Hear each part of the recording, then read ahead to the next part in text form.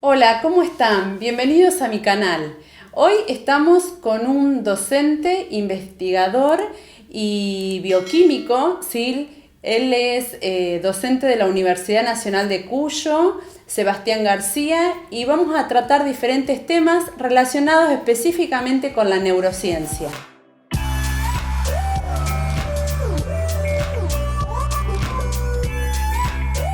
Bueno, ¿cómo estás, Sebastián? Bien, mucho gusto. Bueno, muchas gracias por invitarme al canal. Gracias por estar aquí en nuestra ciudad, de nuevo, ¿sí? De paseo. De paseo, bueno, y te agarramos un poquito para hablar un poco de los temas que nos interesa y que nos gusta, ¿sí? Al contrario, muchas gracias por la invitación. Bueno, vamos a tratar un tema relacionado con la diabetes, ¿sí? Y con los GLUT. ¿Qué es? ¿Qué nos podés decir y contar para que todos aprendamos un poquito más sobre esto? Bueno, los GLUT son como, haciendo la analogía, digamos, llevándolo a algo más común, son como puertitas que tienen las células para que pueda ingresar la glucosa. Esas puertitas se encarga de desarrollarlas, de poderlas armar la insulina.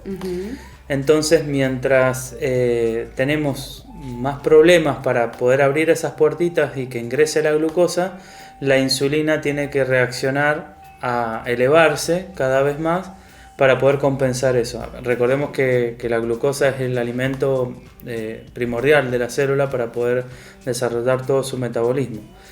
Entonces el ejercicio físico, por ejemplo, ayuda muchísimo. Estamos hablando de la diabetes tipo 2, o sea, la insulino dependiente, que generalmente, ¿no es cierto?, se da en el adulto y por lo general en personas que tienen problemas de obesidad. Sí. Justamente porque todo el metabolismo, toda la alimentación lipídica que no puede llegar a procesar de manera eficiente el organismo, se acumula y eso hace que la insulina le cueste cada vez más trabajar. ¿Sobre dónde? Por ejemplo, en estos receptores, en estas puertitas que tiene la célula para poder ingresar la glucosa.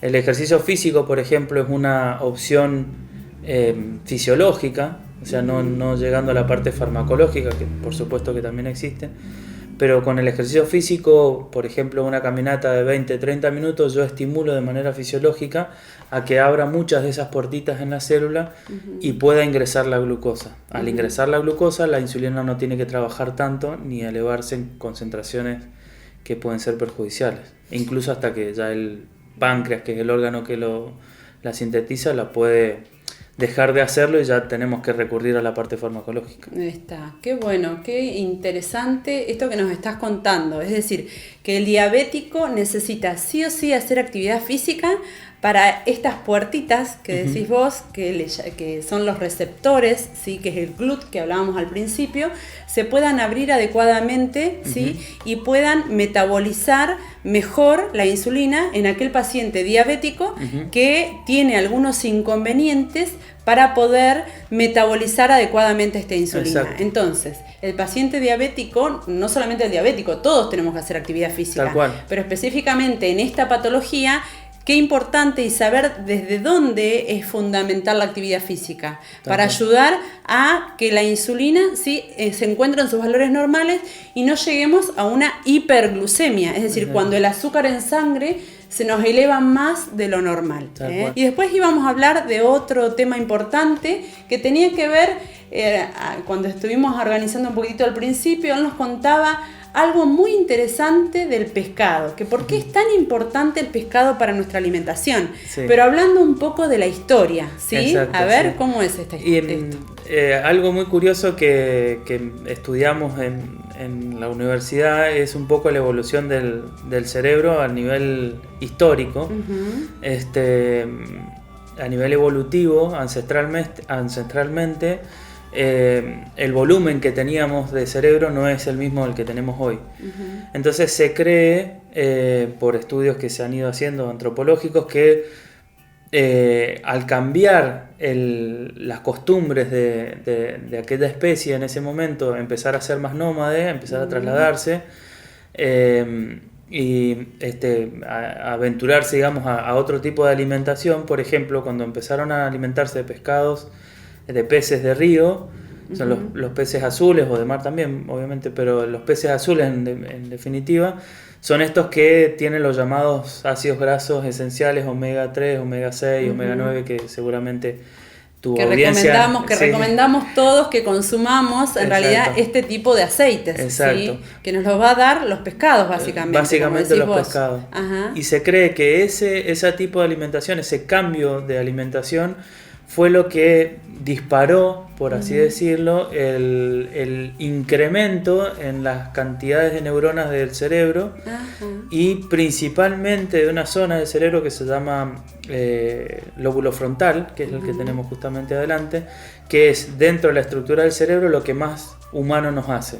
Si bien compartimos las mismas estructuras con un montón de mamíferos, el cerebro humano tiene muy desarrollado el lóbulo frontal y se cree que fue a raíz de este cambio de alimentación que hicieron. Este cambio de hábito que hicimos en nuestra historia, ¿no? Exacto. Mirá vos. Exacto. Así que bueno, a seguir comiendo pescados. Sí.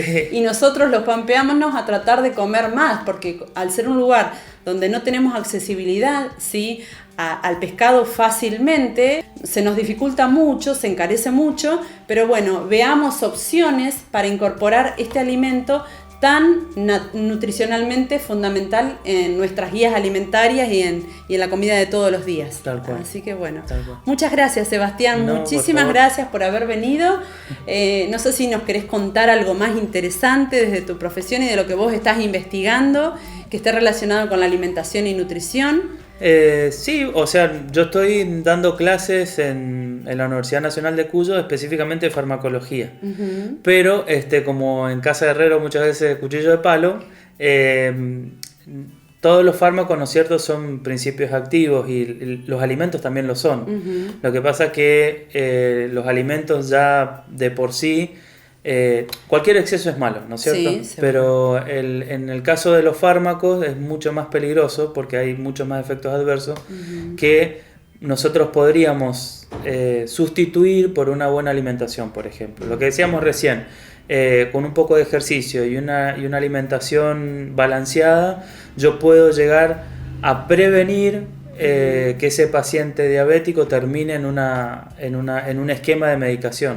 Exacto. Por ejemplo, básicamente el paciente tipo 2, que el si tipo nosotros 2, exacto, lo agarramos a tiempo, tal vez en su vida tenga que incorporar medicación. Sí, así que qué importante es la alimentación. Como decía recién Sebastián, los alimentos tienen que estar primero, los alimentos naturales tenemos que tratar de tenerlos primero y evitar, ¿cierto?, de alguna manera con nuestro estilo de vida, con la actividad física y con una alimentación saludable, llegar a la medicación, ¿sí? Pero bueno, muchas veces necesitamos de la medicación, ¿sí? Porque nuestra vida lo necesita, nuestro cuerpo lo necesita y nos da la solución y nos hace alargar nuestra vida también. Tal cual. Siempre que se pueda, que digamos que compense, que sume, va a estar bien, digamos. Somos lo que comemos. Somos lo que comemos, tal cual, como dice el dicho. Sí. También es importante saber que en el paciente diabético, ¿no es cierto?, el hecho se hace como una especie de loop, una especie de círculo vicioso, ¿no? Porque dijimos que el paciente diabético tipo 2 generalmente tiene una insulinoresistencia y esa insulinoresistencia se la está dando un aumento del tejido adiposo, el tejido graso que tiene.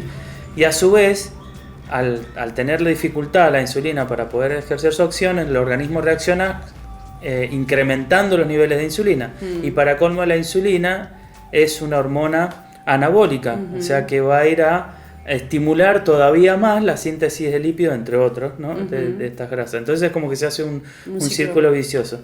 Y si lo relacionamos con el ejercicio, como decíamos recién, no solamente van a aumentar lípidos que son necesarios, porque uno como dice lípidos y ya me suena a que es a grasas malas y que no tenemos que comer, en realidad no es así. Nuestro cerebro, por ejemplo, es totalmente lipídico en muchísima proporción, es necesario. Las células también tienen muchos lípidos y que son necesarios en la membrana, pero bueno, de lo que hemos escuchado hablar, el colesterol bueno y el colesterol malo, por ejemplo, que también eso está interviniendo la insulina. Volvemos otra vez a insistir que un pequeño ejercicio físico nosotros podemos incrementar lo que se conoce como el colesterol bueno. Entonces estamos cambiando, digamos, la proporción entre colesterol malo y colesterol bueno, ya sea por una mala alimentación o malas costumbres que tiene la persona, o por sedentarismo, por nuestro sistema nervioso también, que nos ayuda mucho, en muchos casos, sí, a aumentar el colesterol malo. Tal cual, sí, relacionado con el estrés. Exactamente. O sea, directamente relacionado. Y bueno, justamente con un poco de... Es que está todo unido, ¿no? Porque la misma actividad física también me ayuda a relajar el estrés. Entonces como que está todo relacionado, y a su vez me ayuda a bajar estas concentraciones de insulina, que en altos niveles es perjudicial. Para el paciente diabético. Para el paciente diabético, exacto. Sí. Bueno, muchas gracias, Sebastián, por haber venido, por haber llevado a nuestra población, a todos ustedes, algunos temas importantes que los tenemos que poner en práctica, ¿sí? Que tenemos que tratar de seleccionar alimentos sanos, saludables, y en realidad no solamente para la persona que tenga una patología específica, sino para todos. Así que bueno, nos seguimos viendo en otros programas, te agradecemos muchísimo. Y si les gustó este pequeño micro que hicimos, me gustaría que le den un like, ¿sí? Que lo compartan y que nos sigan escribiendo, porque de esa forma nosotros podemos seguir creciendo y ayudándonos entre todos en este espacio que es la alimentación y nutrición. Hasta luego.